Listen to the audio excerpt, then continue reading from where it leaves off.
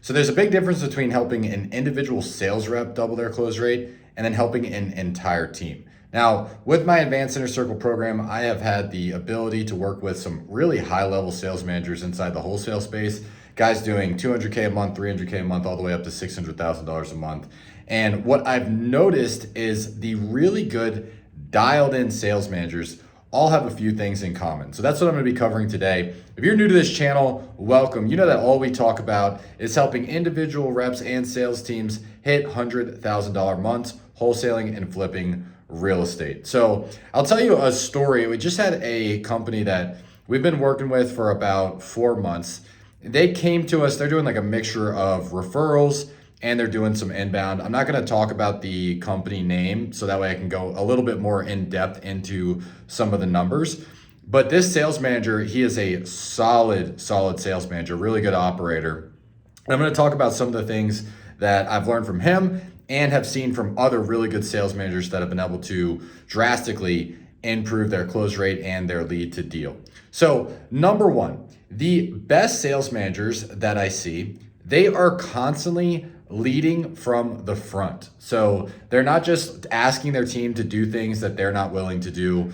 They're obsessed with their metrics and they are obsessed with helping their team. So every time one of their sales reps has a call that they struggle with, they want to go to this sales manager. You don't want to be the sales manager that every time your team comes to you with a problem or with something that they struggle with, you just tear them apart. You just tell them how much they suck, right? So the more you put your sales teams down, it's sort of like, I hate to compare it to this, but it's sort of like training a dog. And so I used to rescue, back when I was in the military, I had a Belgian Malinois who was a nut job. And so I got really passionate about helping like dogs that are quote unquote aggressive and being able to train them to put them into good homes, because most of the time they just end up going to the shelters and they end up getting killed. And that would have helped to my dog if I wouldn't have learned how to train them. And so I started getting training from other people and I started training dogs on my own. And one of the things the first thing that the trainers would teach you over and over again is you need to build the dog's confidence. So instead of telling them no, no, no, no all the time, you want to tell them yes more than you tell them no. You want to praise them for positive behavior more than you scold them for negative behavior. And it's the same thing when you're training your sales team. So I just got off of a call with one of my advanced inner circle students, and he comes on the call. First thing I always say is I say, hey, pull up your metrics. I don't give a fuck about how you feel. I want to know what the numbers tell you. And so I didn't give them a chance to like tell me what problems they think there are in their business. I want to see what the numbers have to say. Now, this guy literally cut his lead to deal ratio, or I should say lead to contract ratio, in half in like a matter of weeks. And when I talked to him through it, I was like, dude, that's incredible. What are they doing? He's like, I didn't even know that. I didn't even know those numbers. I didn't know that they were improving their sales that fast. I was like, all right, well, that would be an important thing to know. So after we go through all the metrics, we talk about the agenda based off of data, not about how you feel. He tells me, look, I was about to have a completely different call because my team's not hitting KPI. They're not hitting enough calls. They're not hitting enough talk time. They're not making enough offers. And then we looked at his metrics and we figured, okay, well, one, you're not giving them enough leads to actually hit those KPIs. That's why.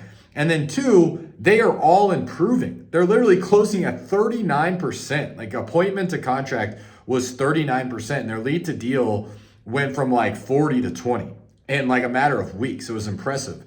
And so what I told him is, instead of scolding his team about not making dials, not hitting their talk time, whatever, I'm like, go praise them. Dude, their close rate just doubled. They just decreased their lead to deal. They cut it in half. So you need to just go praise them, build their confidence, ask them what they're doing differently. And whoever the top guy is, bring that up to everybody else. Hey, what are you doing differently that's allowing you to crush it? So that was a huge thing that I saw from this guy, and same thing with the sales manager that I'm talking about. So what this guy does really well is he has a great culture inside of his company.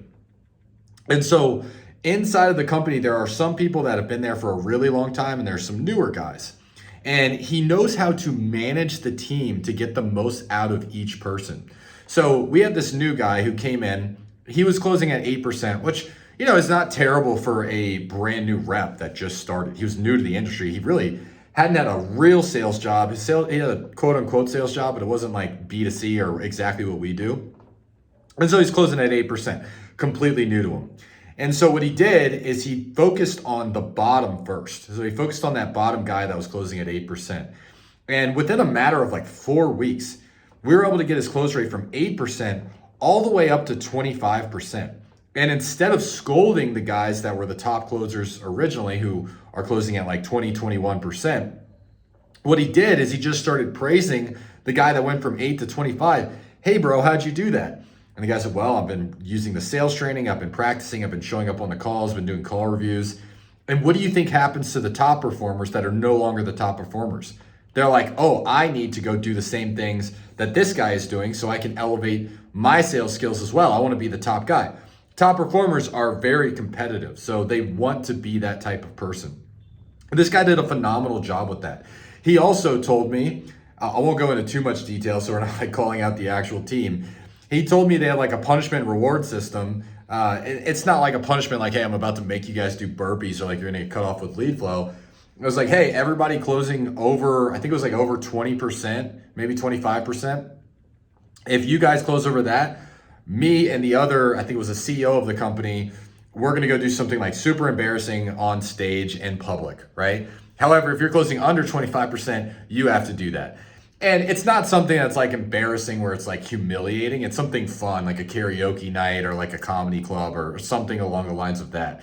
And you can tell it's just like part of their culture. They're having fun, they're being competitive, but it's not like, hey, if you don't close at 25%, I'm gonna cut off your leads, you're gonna get fired, and I'm gonna post you publicly on Facebook and tell everybody that you suck. No, it was, hey, we're gonna have some fun with this, we're gonna have a little bit of a competition. And this guy literally took his team from 12.5% close rate all the way to 25% close rate in a matter of a few months, which is hard to do for an entire team.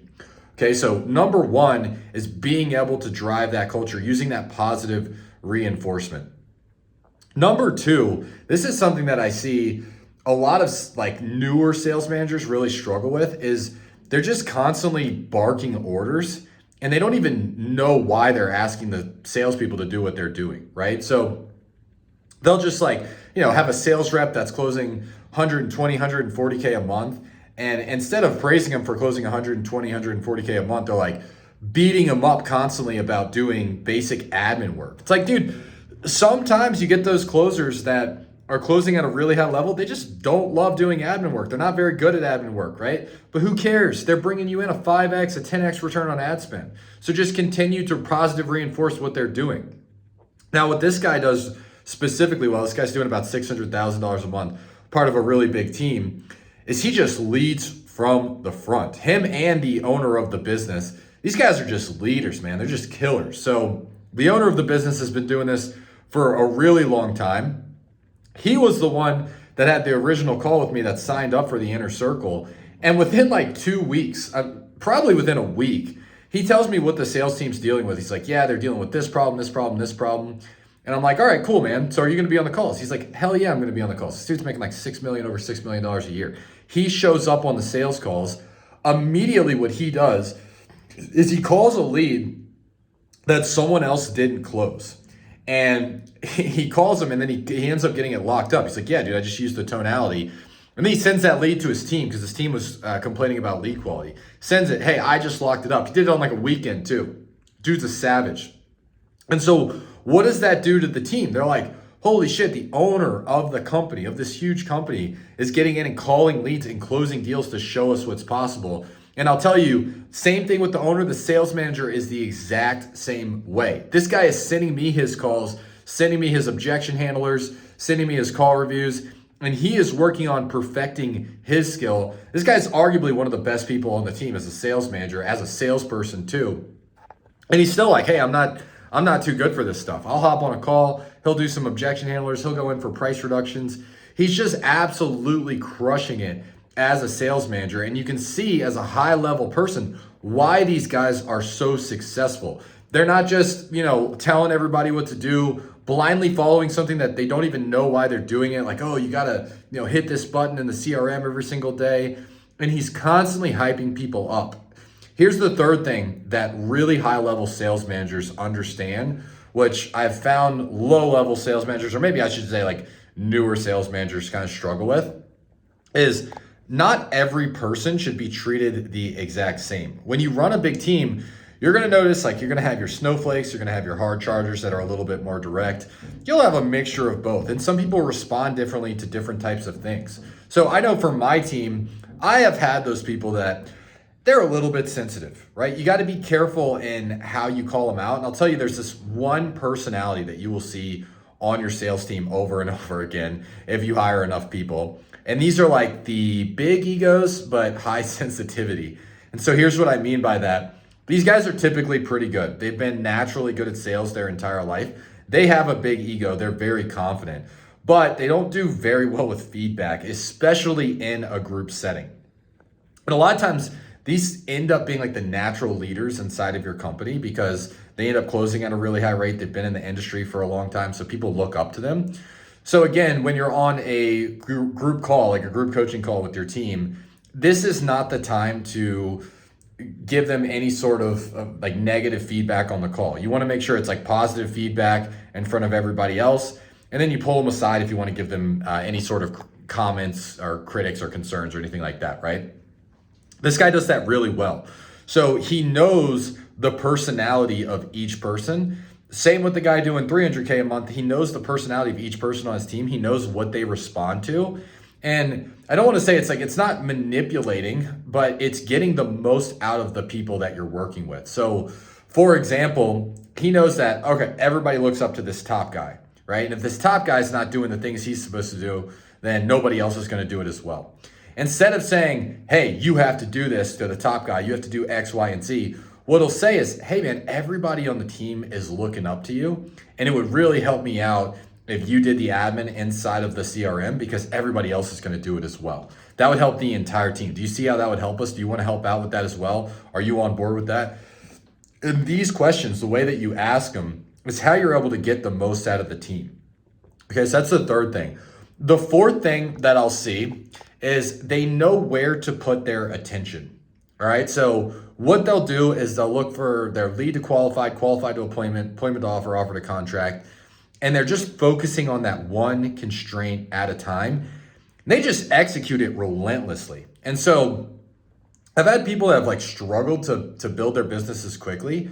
It's because they're always getting lost in what they feel is the thing that should be driving the business. Oh, well, I feel like my systems aren't really dialed in. I feel like, my close rate's not good. I feel like this, I feel like that. That's why I tell every one of my students as soon as we get on a one-on-one, it's like, hey, I don't give a fuck about how you feel. I want to know what the numbers are. So let's pull up, we call it a goal versus actual. It breaks down all of your metrics, cost per lead, cost per contract, cost per deal, ROAS, all of the things like in one big dashboard that we need to see. So we look at that first. And then we talk about our feelings after that, if you want to talk about what you feel. Most of the time, we don't even need to get to that because the data tells us what we need to work on. What these guys do phenomenally, like these high-level sales managers, is they're just like singular focus and they are obsessed. So if they notice like lead to qualified is good, qualified to appointment is good, appointment to offer, all that's good, but their offer to contract is low, they're like entire focus for the next week, 2 weeks, however long it takes to get this up, is just focusing on objection handling, connecting, and all of the things that they need to do, the actual conversations that they need to have with the sellers to be able to get those contracts that they otherwise would have been losing. Same thing if they're qualified lead to appointments low. They're just like singularly focused on working with their lead managers to lower resistance with the seller, get real problems, book good appointments. They're just obsessed with it. And that's why they end up crushing it. They don't give a fuck about how they feel. They care about the metrics. They care about the data. They care about the results. And that's what allows them to crush it. So we have an entire community, it's an entire advanced inner circle group where we have, 6-7 calls a week. We talk about sales management. We talk about call reviews. We go over role plays, objection handling, everything that you need, whether you're scaling a business from 300K to 600K or 600K plus, or you're just getting started. You're doing about 10, 15K and you want to start building a team. You want to improve your sales skills, hit that 100K a month. I'll drop a link. That's our advanced inner circle community where you guys can apply to come and work with us. And you can learn some of the skills some of the things that we've learned from working with big sales managers, helping scale teams, helping double close rates on average inside of our group. And if you're just getting started, you're not quite there yet, we have a Skool community. It's super cheap. It's like a monthly recurring subscription. We have all of our scripts, sales processes, so you can actually start building a business. Then you can apply to work with the big dog. So I'll drop that link in the chat. Hopefully this is helpful. If you guys are a sales manager, really take this to heart because that is the heartbeat of the business, making sure that you are driving revenue consistently. I'll see you guys on the next video. Peace.